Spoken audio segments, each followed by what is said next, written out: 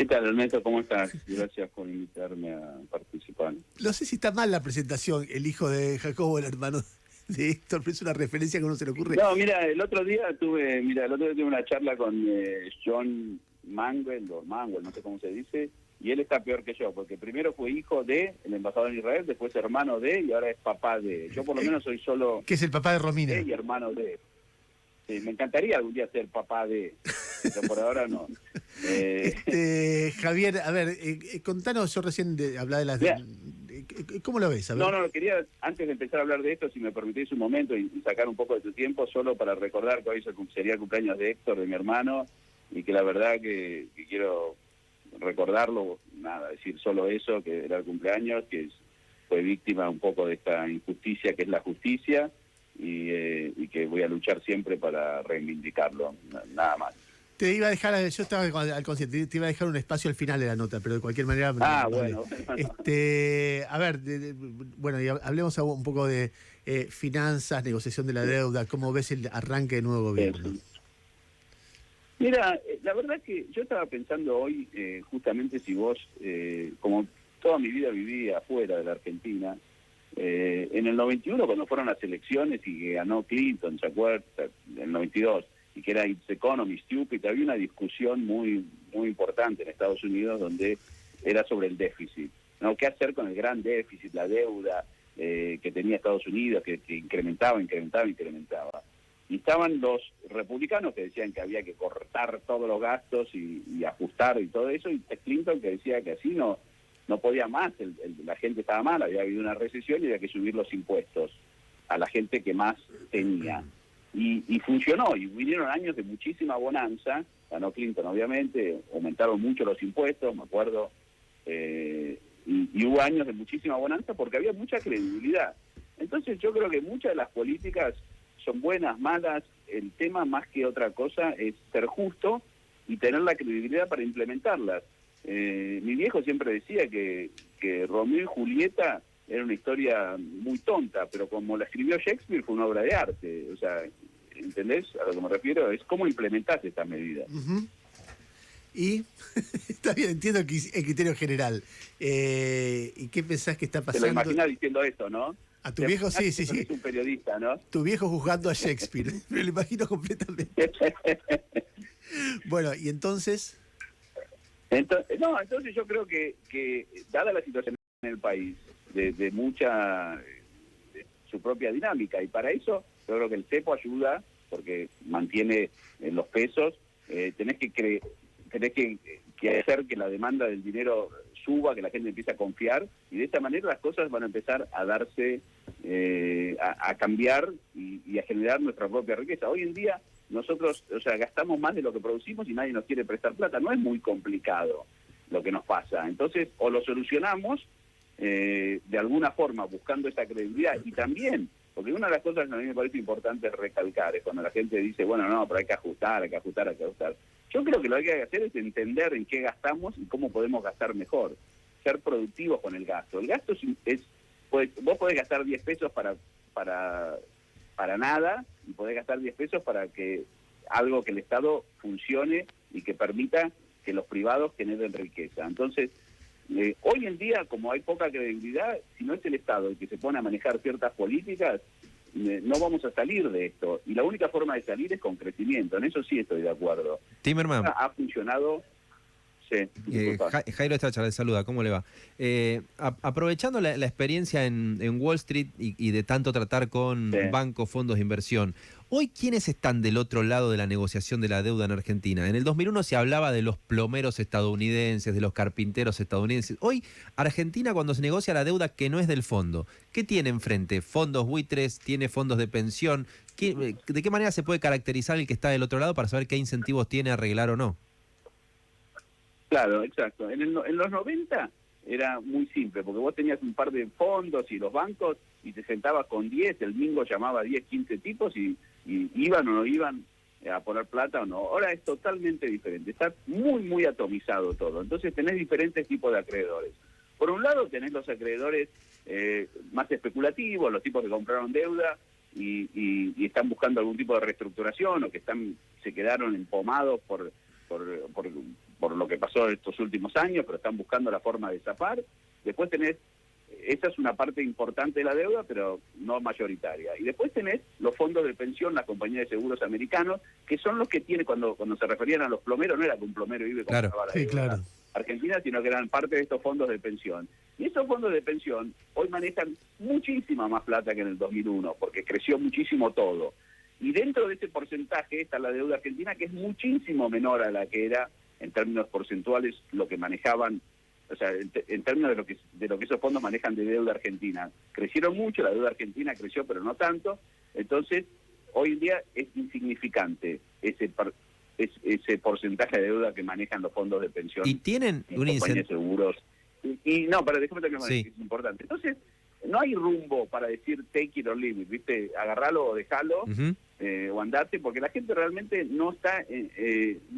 no somos un problema para las finanzas mundiales, como para que si los fondos no nos reestructuran o pase algún riesgo sistémico en las finanzas mundiales. No va a pasar eso. Entonces tenemos que sentarnos y negociar.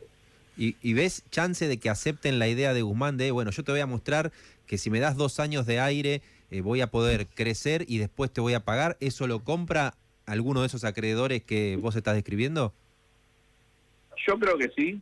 Yo creo que es una solución interesante, pero tenés que mostrar que estás haciendo, o sea, que sumás credibilidad al proyecto de negociando con el fondo. Quieras o no quieras, el fondo es un acreedor de privilegio. Es una persona, es una institución con la que tenés que negociar, porque los fondos de pensión, los grandes, se refugian y no van a aceptar tenemos que resolver de una buena vez el tema de la deuda, y me parece que eso lo comparte el gobierno y lo transmite a los acreedores. Y segundo, porque creo que el fondo también tiene una gran oportunidad acá. Desde el año 2000, 2002, Stiglitz y sus economistas que lo siguen y los economistas de las instituciones multilaterales han tenido una pelea feroz respecto a qué hacer con los países emergentes. Ahora tenés, por un lado, al fondo con sus economistas ortodoxos, y por otro lado un economista joven, discípulo de este gran economista que es Stiglitz, que se ha distanciado de los economistas ortodoxos y ha planteado otra forma de salir de esta crisis. Yo creo que es una muy buen momento para que ambas líneas lleguen a un acuerdo, y sería muy importante para terminar con esta grieta, hay también grieta entre los economistas, y salir adelante. Entonces yo creo que hay incentivos por todas partes y hay que saber aprovecharlos. Espero y quiero confiar que eso va a pasar, pero no tenés del otro lado a gente que está dispuesta a sacar... La gente quiere realmente terminar con este problema y quiere que la Argentina sea sustentable en el largo plazo, no en el corto plazo. No quieren solucionar el tema y que en 2 años estemos en la misma situación.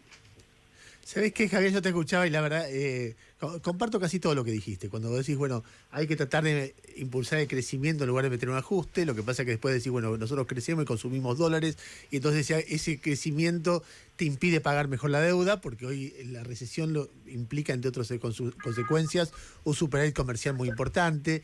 Y después pienso en la negociación, teniendo además poco tiempo, porque en abril hay vencimientos que si no los pagás entras en default.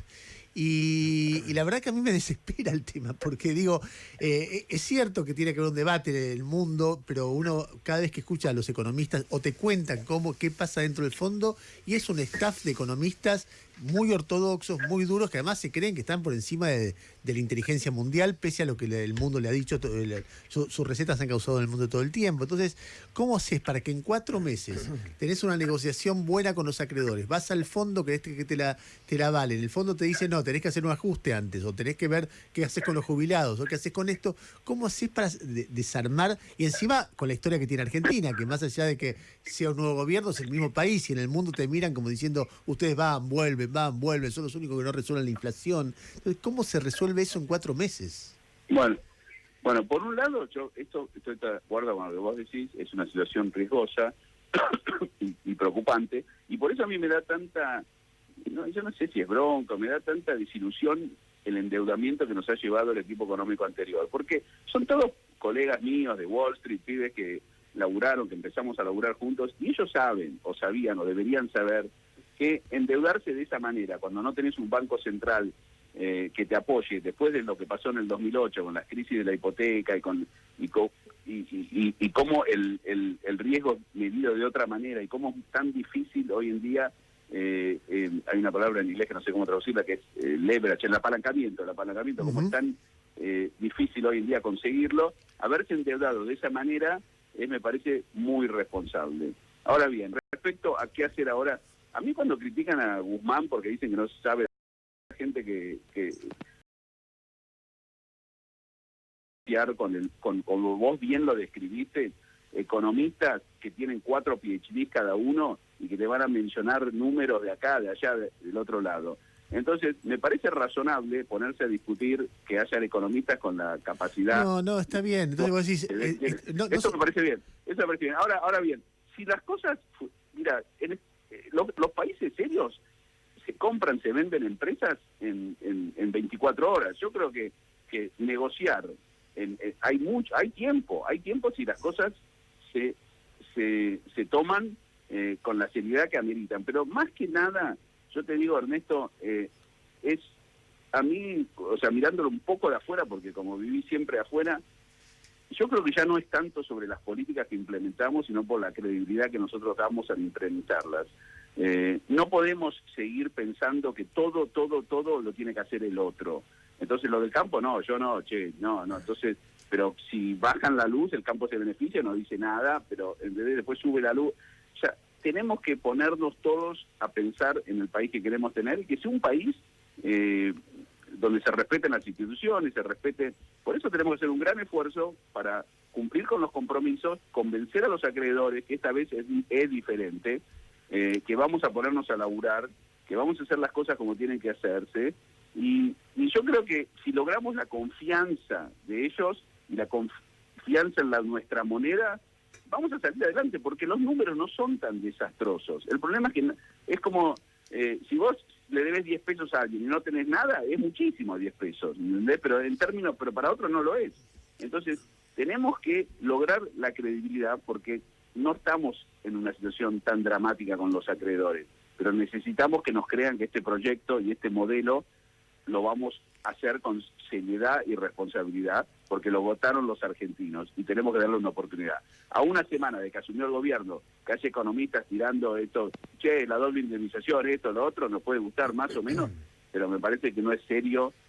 Yo, por lo menos en Estados Unidos, nunca vi un presidente que asuma su mandato y estén economistas criticando sus políticas que todavía ni siquiera fueron implementadas. Javier, te agradezco mucho la diferencia habernos atendido, ¿eh? No, gracias a vos y te mando un abrazo. Igualmente. Era Javier Timerman, director de fondo de inversión AdCap, un hombre con larga experiencia en el sistema financiero, hablando un poco de las perspectivas que hay económicas, dando su opinión política respecto del momento y sobre todo tratando de banarnos los sesos entre todos los que estamos acá respecto de cómo va a ser la negociación con los acreedores y con el fondo. Dijo algunas cosas que son importantes para tener en cuenta lo dramático del momento. Dijo, la deuda externa argentina es muy alta, pero en términos mundiales es muy chiquita, con lo cual si Argentina cae, a los fondos de inversión mucho no le hace cosquillas, con lo cual no estamos en una posición diciendo, mira, esto es lo que te ofrecemos y si no, andate y jorobate. No es lo que está pasando. Dijo también que es utópico pensar que puede haber un acuerdo con los fondos de inversión, los acreedores privados, sin el aval del fondo. Y también dijo que, dado los fracasos del fondo y dado que la Argentina está iniciando un nuevo proceso, a nadie tampoco le interesa mucho que esto no tenga solución. Entonces todo el mundo va a ver y ahí hay una rendija por donde puede colar un acuerdo virtuoso. Juan, buen día. ¿Cómo te va? ¿Cómo anda, don Ernesto? Muy bien, muy bien. Me parece bien ese trato respetuoso. Ahora voy a ser bueno. A ver. Ahora sosegado, como pidió Alberto. Está bien. Sosegado. No te veo muy inclinado a ser bueno. Bueno, qué sé yo. Cada uno es bueno a su manera, lo intenta. A ver, hablando en serio, ¿qué te pareció el discurso? El discurso, la verdad, para mí fue... me sentí muy bien, me sentí contenido en ese discurso, cosa que no me ha pasado siempre, ¿no? En este proceso, en esta etapa del proceso político, con el Frente de Todos, al que apoyé y por el que milité, no siempre me sentí contenido por las prioridades y por la agenda y por la estética incluso.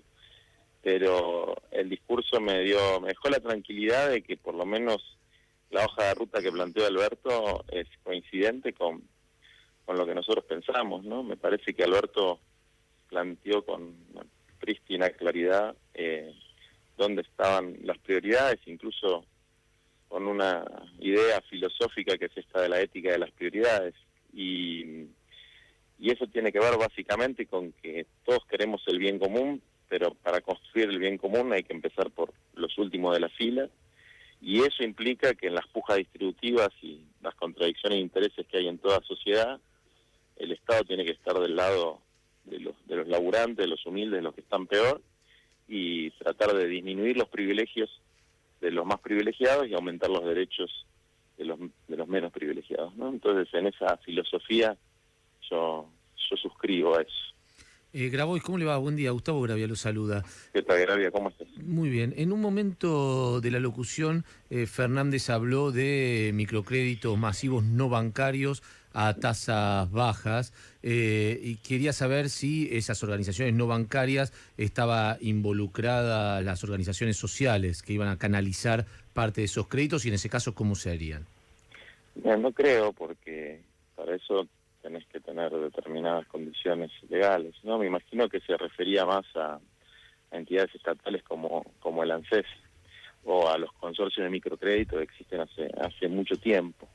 De todas maneras, de los anuncios o las cosas que planteó sobre nuestro sector, lo de los microcréditos no me parece lo más sustancial, digamos, una cosa está más inventado que la rueda. Sí que puso el eje en un tema que se habla poco, y es el nivel de endeudamiento que tienen hoy las familias más pobres con los usureros de los barrios, digamos, ¿no? O sea, pasan cosas terribles como que el compañero, para sacar un crédito, no sé, 30.000 pesos para reparar un techo que se le rompió o algo así, tiene que dejarle al usurero su tarjeta de salario social como garantía de que le va a pagar, y esos tienen intereses de 50% mensual. Entonces es un drama. ¿50% silencioso. mensual? No No sabes lo que es una barbaridad. O sea, a un método te dan 1.000 y vos tenés que pagar 50 pesos por día los 30 días del mes, ¿no? Entonces terminás pagando 1.500. Claro. Bueno, y eso es recurrente, además se está convirtiendo en una práctica, pero no es que viene, no sé, la JP Morgan a hacer eso. Se está convirtiendo en una práctica social que destruye el tejido comunitario, porque cualquiera que tiene una guita de más hace ese negocito y termina siendo el verdugo de su propio vecino, ¿no? A mí me ha pasado que gente de nuestra propia organización, de las cooperativas, que había hecho un mango con alguna changa o algo, hacía estas cosas, digamos, ¿no? Y es terrible porque son cosas que se están dando entre vecinos y se está naturalizando, y eso tiene que ver con la falta de acceso a créditos razonables para la gente, pero además con que hay mucha gente que no llega a cubrir los gastos corrientes del mes, o sea, la comida, por ejemplo. Entonces, pedir un préstamo para comprarte, no sé, un auto, una moto, una heladera es una cosa. Pedir un préstamo para comprar comida ya es un nivel de degradación que está bien ponerlo en el foco y que hay que cambiarlo. Pero te decía, a mí, de las cosas que el presidente hable de la economía popular, que el presidente hable del saber social complementario, que el presidente hable de la agricultura familiar, que el presidente plantee como prioridad las cosas por las que nosotros venimos luchando hace muchos años, que el presidente reivindique que los de abajo, los más pobres, los más castigados, no solamente tienen que ser beneficiarios del pan que necesitan, sino sentarse en la mesa. Y cuando se habla de mesa, la mesa tiene un sentido de familia, tiene un sentido de comunidad, pero también tiene un sentido político, ¿no? De las mesas, en las organizaciones se habla mucho de la mesa regional, la mesa nacional, como instancias organizativas de la política, y yo creo que también ahí hay un mensaje que recepta algunas de las cosas que nosotros venimos planteando, y es la necesidad de la irrupción y la participación protagónica de los sectores populares, los más excluidos, en en los procesos de discusión política. Ahora, yo la verdad que no las escuché las declaraciones, las leí, con lo cual a veces uno no sabe cuán fielmente representan su pensamiento, pero tengo leído en algún portal que usted dijo algo así como que el nuevo gobierno no tenía representantes en los ministerios de gente que viniera de la economía popular. A partir del discurso de ayer de Alberto Fernández, y si pusieron gente en segundas líneas de la economía popular, se ha cambiado este concepto que usted tenía. No, ya hay gente digamos, confirmada en distintas secretarías que viene de los movimientos sociales, y el discurso, desde luego, si Alberto hace la mitad de lo que dijo, no me importa que ponga todo rubio de ojos celestes y en el gabinete. Si hace eso, si esa es la política, yo estoy ahí, aunque la estética no me termine de cerrar.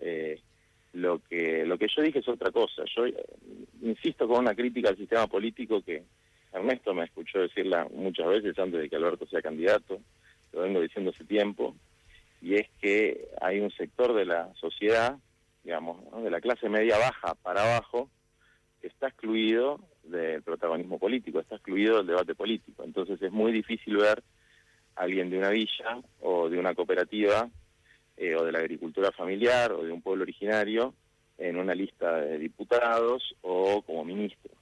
Y yo creo que eso es un déficit del sistema político, porque si decimos que el 40% de la población argentina es pobre, bueno, no te digo que seamos proporcionales y el 40% de los cargos sean para los pobres, por lo menos que haya dos, digamos, ¿no? Entonces, porque eso también expresa la diversidad. La diversidad no es solamente la paridad de género, que está muy bien, la diversidad no es solamente que haya gente de distintas líneas políticas, que también está muy bien, la diversidad también es una diversidad de clase y una diversidad de la experiencia vital que tiene cada uno, porque en general los políticos tradicionales no conocen, no han estado, no se han insertado en las barriadas, no conocen eso físicamente, digamos, no van por ahí para un acto, para una reunión, lo conocen estadísticamente, en muchos casos son solidarios y lo priorizan, pero el conocimiento que da la experiencia, y la experiencia sobre todo de los que vivieron en esa situación, por eso no hablo de los dirigentes que venimos de otra clase, no hablo de mí, digamos, ¿no? Yo estar ahí no suma nada, es otro abogado más. Sí, bueno, puedes sumar porque vos te dedicás a eso, vos conocés Sí, pero digamos, no sumaría en términos de lo que yo estoy planteando, ¿no? Yo soy un abogado que viene de una familia de clase media, que tengo 2 carreras universitarias, que se habla 3 idiomas, y que me sensibilizo con y estoy ahí, pongo el cuerpo y hago muchas cosas buenas, pero eso no representaría una novedad, si se quiere. Lo que representaría una novedad es tener un ministro, una ministra que viva en Villa La Cava, en tener a alguien vinculado es increíble que no se haga esto, es increíble, realmente es muy raro que no se haga esto, porque refleja un prejuicio y una incapacidad de mirar más allá, porque es algo fácil de hacer y no hay ningún motivo por el cual uno piensa, a ver, conociendo, yo no conozco como vos, pero conociendo líderes de sectores villeros que son tipos de una formación y de un conocimiento de una calle que te pasa por encima, entonces digamos, entre Arroyo y uno de ellos no debe haber mucha diferencia. Mira, yo pienso como vos, yo también creo que hay una meritocracia de la imagen, digamos, ¿no? Que es, hay perfiles que cuadran bien, no tanto por lo que hacen, sino por el por color lo que de piel, conocen, sino por cómo se ven, ¿no? Y cómo se visten, etcétera, y Juan, cómo hablan, y hay otros lenguajes y otras fisonomías y otras que chocan, de alguna manera chocan. Grabois. Sí. Buen día, Jairo Estracha lo saluda. Hola Jairo, ¿cómo estás? ¿Te sentiste representado por la parte del discurso y por los gestos de Alberto Fernández notorios de cerrar la grieta, o llamémoslo como sea, de limar diferencias, de llamado a la unidad, en el abrazo con Mauricio Macri, en la parte amplia del discurso que le dedicó a ese llamado? ¿Te sentiste representado? Mira, yo creo que está bueno lo que plantea Alberto. Después hay personalidades, ¿no? O sea, hay personalidades que son más conciliadoras y otras que somos más confrontativos, y creo que nos tenemos que tolerar entre todos. Alberto está marcando una orientación de mayor nivel de conciliación. Él habla de la necesidad del sosiego y dejar ciertos rencores. Bueno, esa es una de las razones por las que yo me autoexcluyo de ser parte del gabinete o de... ¿Por qué te cuesta eso? Porque yo estoy enojado. Así que cuando pase el tiempo de sosiego, por ahí se me va el enojo, pero yo estoy enojado con las cosas que pasaron en la Argentina. ¿A vos te representó un poco más el saludo de Cristina a Mauricio Macri? Ya, a mí me parece que las gestualidades tienen que ver, insisto, con la diversidad de personalidades. Yo no creo que alguien, por tener buenos y cordiales modales, sea mejor o peor persona, digamos, ¿no? Lo de Cristina refleja a alguien que es de una pieza, que es sincera, que muestra abiertamente sus sentimientos, y lo de Alberto refleja a alguien que quiere mostrar, o tal vez lo sienta internamente, esta necesidad de bajar los decibeles, ¿no? Yo hay una sola parte del discurso de Alberto con la que no concuerdo, tengo matices con un montón de cosas, pero hay una parte con la que no concuerdo, que es cuando él dice que todos los argentinos sabemos cuáles son las prioridades, que la prioridad es el hambre, la desigualdad, la pobreza. Y yo no pero que él entiende que hay pujas de intereses, pero que todos entendemos que estas son las prioridades. Yo la verdad es que no comparto eso. Yo creo que hay un sector, una minoría muy chiquita, no alguien que vive en Belgrano o en Palermo, una minoría muy, muy chiquita, una élite que no comparte estas prioridades, que va a aferrarse con uñas y dientes a sus privilegios, y que eso va a requerir que también la movilización y la presencia de las organizaciones populares en esa puja distributiva que existe. Nuestro rol es representar los intereses de un sector, digamos, no los de la totalidad, los de un sector. Con esa elite el más postergado. Con esa elite no habría unidad posible.